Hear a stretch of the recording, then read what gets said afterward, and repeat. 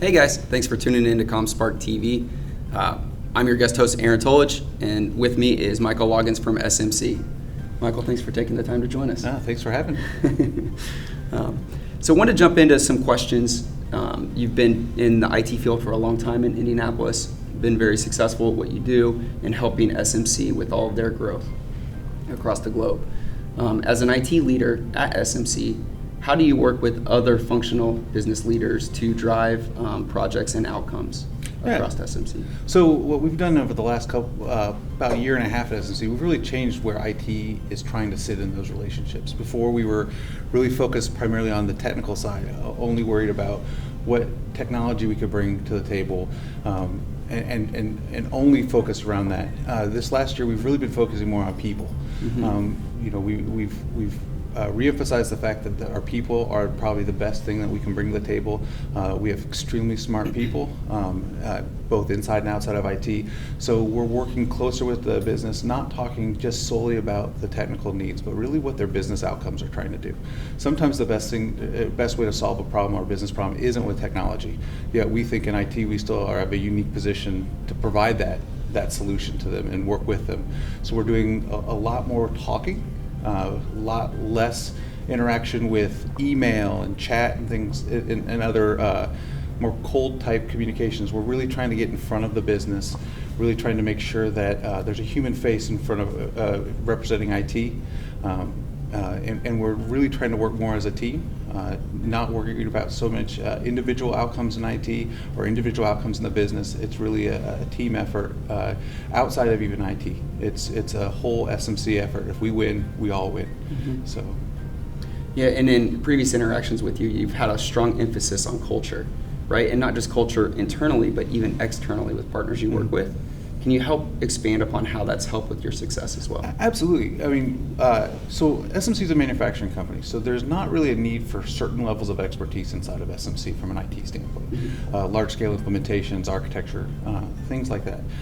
We have a specific need that we need to play in that, so we really rely on our partners. And what we've really tried to bring to the table from an SMC standpoint is a partner's not a transactional vendor. We don't. We want it to be much more. We want SMC's vendor partners to be inclusive in our culture. So who they are, how they work, not only with us but inside their own environment. The attitudes, the demeanor of the people who are going to be working with us, with the management of those companies, is critical to us. Mm-hmm. As we look at more and more of how we build our partner relationships, it's not about the technology. Once again, it's not about the technology you bring to the table. I think in a lot of places that's becoming very commodity almost. A lot of people provide similar services. The differentiator is the culture. It's the how you approach it, how you want to work with our team, and how our team can work with you. So I think that's, for us, that's so important. And we've seen over the past several years, as if we have trust issues, if we have delivery issues, if we have just clashes of personality, mm-hmm. It really separates us from that partner, and we usually see that either SMC leaving that relationship or the partner leaving that relationship.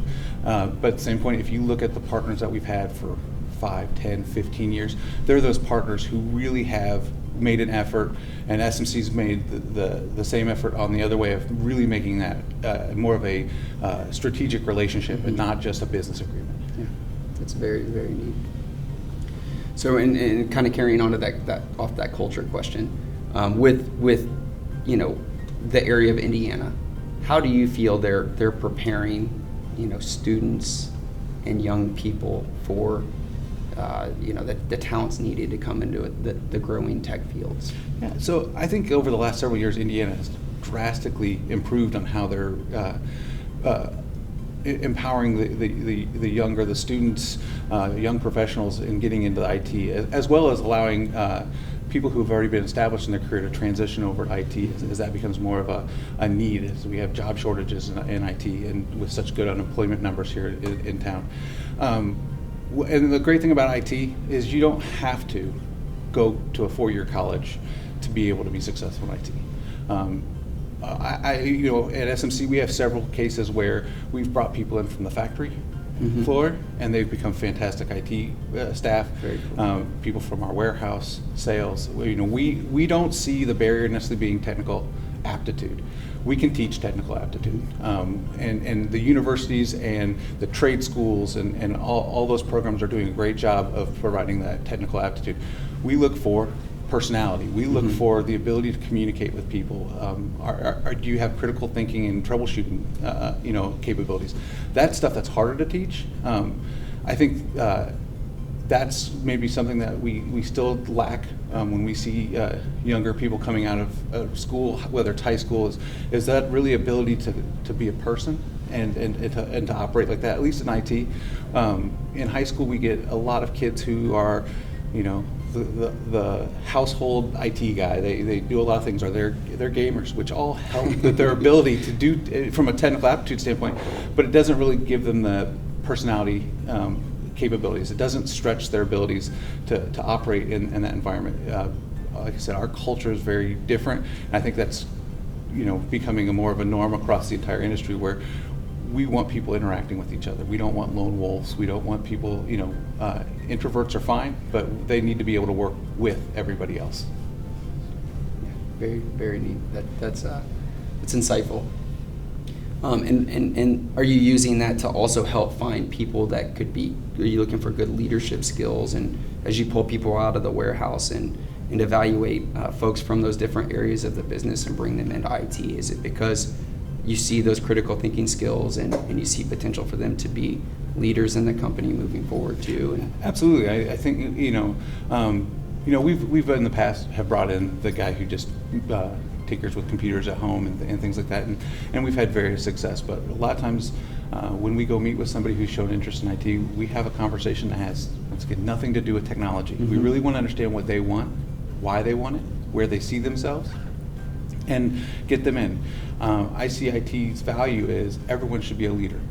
So we put a lot of focus in really empowerment of our IT employees, trying to enable them to make decisions on their own. They don't need approvals to make many on-site technical types of decisions from their manager, myself. They can do what they need to do. They're very smart people, they're very capable people, and we let them kind of run the way they need to. We provide some guardrails, but let them go. So really when we look at those, we look for people who can operate in those guardrails. Hey, thanks Mike for being on the show. Really appreciate all of the insightful information. And you guys, if you want to hear more, visit ComSpark.tech to find more information. Thank you again. Thank you.